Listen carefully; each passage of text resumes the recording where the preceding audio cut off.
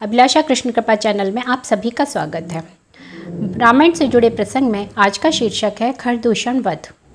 खर की सेना की दुर्दशा देखकर दूषण अपनी विशाल सेना को साथ लेकर राम के समक्ष आ डटा। कुछ ही काल में राम के बाणों से उसकी सेना की भी वैसी ही दशा हो गई जैसी कि खर की सेना की हुई थी। अपनी सेना की दुर्दशा देखकर क्रुद्ध दूषण ने मेघ के समान घोर गर्जना की और तीक्ष्ण बाणों की वर्षा आरंभ कर दी। उसके इस आक्रमण से कुपित होकर राम ने चमकते खुर से दूषण के धनुष को काट डाला तथा एक साथ 4 बाण छोड़कर उसके रथ के चारों घोड़ों को बीन दिया, जिससे चारों घोड़े निष्प्राण होकर भूमि पर गिर पड़े। पुनः राम ने एक अर्धचंद्राकार बाण छोड़कर दूषण के सारथी के सिर को धड़ से अलग कर दिया। इस पर क्रोधित दूषण एक परिघ उठाकर राम को मारने झपटा। राम ने भी पलक झपकते ही अपना खड्ग निकाल लिया और दूषण के दोनों हाथ काट डाले। पीड़ा से छटपटाता हुआ वह मूर्छित होकर धराशायी हो गया। दूषण की ऐसी दशा देखकर सैकड़ों राक्षसों ने एक साथ राम पर आक्रमण कर दिया। प्रत्युत्तर में रामचंद्र ने स्वर्ण तथा वज्र से निर्मित तीक्ष्ण बाण छोड़कर उन सभी राक्षसों का नाश कर दिया। इस प्रकार से दूषण सहित उसकी अपार सेना यमलोक पहुंच गई। अब केवल 2 लोग ही शेष रह गए थे, खर और उसका सेनापति त्रिशिरा। खर का मनोबल टूट चुका था, अतः उसे धैर्य बंधाते हुए त्रिशिरा ने कहा, हे राक्षस राज, धैर्य धारण कीजिए। मैं अभी राम का वध करके अपने सैनिकों के वध का प्रतिशोध लेता हूँ। मैं प्रतिज्ञा करता हूँ कि मैं उस तपस्वी को अवश्य मारूंगा, अन्यथा मैं युद्ध भूमि में अपने प्राण त्याग दूंगा। खर को सांत्वना देकर वह राम की ओर द्रुत गति से झपटा। उसे अपनी ओर आते देख राम ने तत्परतापूर्वक बाण चलाना प्रारंभ कर दिया।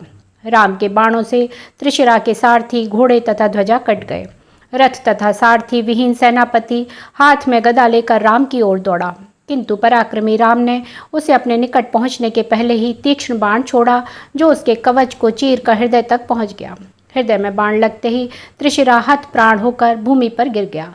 उस स्थान की सारी भूमि रक्त रंजित हो गई। सेनापति का वध हुआ देखकर क्रुद्ध खर राम पर अंधाधुंध बाणों की वर्षा करने लगा।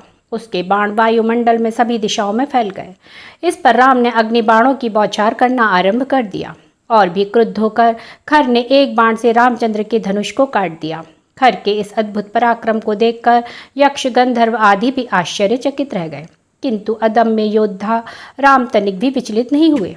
उन्होंने अगस्त्य ऋषि के द्वारा दिया हुआ धनुष उठाकर क्षण मात्र में खर के घोड़ों को मार गिराया। रथहीन हो जाने पर अत्यंत क्रोधित होकर पराक्रमी खर हाथ में गदा ले राम को मारने के लिए दौड़ा।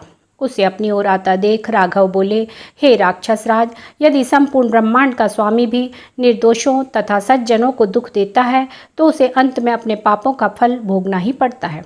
तुझे भी निर्दोष ऋषि मुनियों को भयंकर यातनाएं देने का परिणाम भुगतना पड़ेगा। मैं तुझ जैसे अधर्मी दुष्ट दानवों का विनाश करने के लिए ही वन में आया हूँ।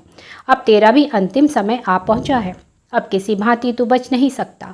राम के वचनों को सुनकर खर ने कहा, हे अयोध्या के राजकुमार, तुमने स्वयं के मुख से स्वयं की प्रशंसा करके अपनी तुच्छता का ही परिचय दिया है। तुम में इतना सामर्थ्य नहीं कि तुम मेरा वध कर सको। मेरी यह गदा तुम्हें चिर निद्रा में सुला देगी। इतना कहकर खर ने अपनी शक्तिशाली गदा को राम के हृदय का लक्ष्य करके फेंका। राम ने एक ही बाण से उस गदा को काट दिया और एक साथ अनेक बाण छोड़कर खर के शरीर को छत विक्षत कर दिया। छत विक्षत होने पर भी खर क्रुद्ध सर्प की भांति राम की ओर झपटा। उसे अपनी ओर लपकते देखकर राम ने अगस्त्य मुनि द्वारा दिए गए एक ही बाण से खर का हृदय चीर डाला। भयानक चीत्कार करता हुआ खर विशाल पर्वत की भांति धराशायी हो गया और उसकी यह लीला समाप्त हो गई। राम के विजय पर ऋषि मुनि तपस्वी आदि उनकी जय जयकार करते हुए उन पर पुष्प वर्षा करने लगे। उन्होंने राम की भूरी भूरी प्रशंसा करते हुए कहा, हे राघव, आपके इस महान उपकार को दंडक वन के निवासी तपस्वी कभी न भुला सकेंगे। इन राक्षसों ने अपने विप्लव से हमारा जीवन, हमारी तपस्या, हमारी शांति सब कुछ नष्ट प्राय कर दिए थे। आज से हम लोग आपकी कृपा से निर्भय और निश्चिंत हो गए हैं। परमपिता परमात्मा आपका कल्याण करें। आशीर्वाद देकर वे अपने अपने निवास स्थानों को लौट गए। लक्ष्मण भी सीता को गिरिकंदरा से लेकर लौट आए। अपने महापराक्रमी पति की शौर्य गाथा सुनकर सीता का हृदय गदगद हो गया।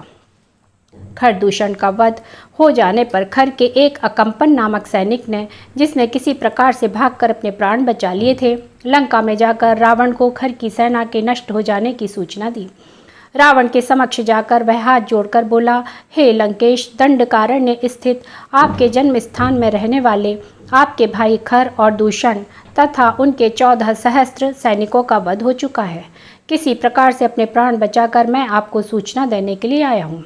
यह सुनकर रावण को भारी क्रोध आया। उन्होंने कहा, कौन है जिसने मेरे भाइयों का सेना सहित वध किया है? मैं अभी उसे नष्ट कर दूंगा। तुम मुझे पूरा वृत्तांत बताओ।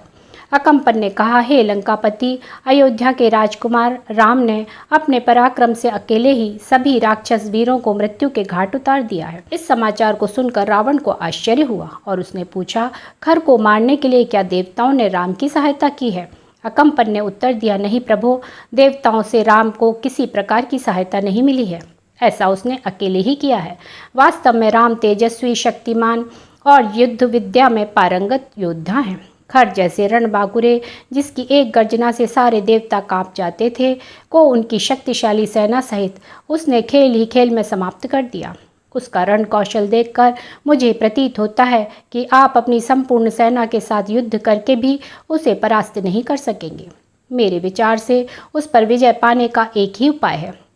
उसके साथ उसकी अत्यंत रूपवती, लावण्यमयी और सुकुमारी पत्नी भी है। राम उससे बहुत प्रेम करता है। वह अपनी पत्नी के बिना एक पल भी नहीं रह सकता। मेरा विश्वास है, यदि आप किसी प्रकार उसका अपहरण करके ले आएं तो राम उसके वियोग में स्वयं ही मर जाएगा। लंकेश रावण को अकम्पन का यह प्रस्ताव सर्वथा उचित प्रतीत हुआ। तत्काल ही वह अपने दिव्य रथ पर सवार हो आकाश मार्ग से उड़ता हुआ अपने परम मित्र मारीच के पास पहुंचा। बिना किसी पूर्व सूचना के रावण को अपने सम्मुख पाकर मारीच बोले, हे लंकापति, आज अचानक ही आपके यहाँ आने का क्या कारण है? आपकी इतनी हड़बड़ी देखकर मेरे मन में नाना प्रकार की शंकाएं उठ रही हैं। लंका में सब कुशल तो है? रावण ने कहा, मैं एक विशेष कारण से ही यहाँ आया हूँ। अयोध्या के राजकुमार राम ने मेरे भाई खर और दूषण को उनकी सेना सहित मार डाला है। अब मैं चाहता हूँ कि राम की पत्नी का अपहरण कर लूँ और इसके लिए मुझे तुम्हारी सहायता की आवश्यकता है। सीता के वियोग में राम बिना युद्ध किए ही तड़प तड़प कर मर जाएगा और मेरा प्रतिशोध पूरा हो जाएगा। रावण के वचनों को सुनकर मारीच बोला, हे लंकापति, तुम्हारा यह विचार सर्वथा अनुचित है। जिस किसी ने भी तुम्हें सीता को हरने का सुझाव दिया है वह वास्तव में तुम्हारा मित्र नहीं, शत्रु है। राम अत्यंत बलशाली और पराक्रमी हैं और तुम उससे किसी प्रकार भी जीत नहीं सकते। राम के होते हुए तुम उससे सीता को नहीं छीन सकते। उसके अद्भुत पराक्रम के सम्मुख तुम एक क्षण भी नहीं टिक सकोगे। तुम्हारा हित इसी में है कि तुम इस विचार को भूलकर चुपचाप लंका में जाकर बैठ जाओ। मारीच का उत्तर सुनकर निराश रावण लंका लौट आया। जय श्री कृष्ण।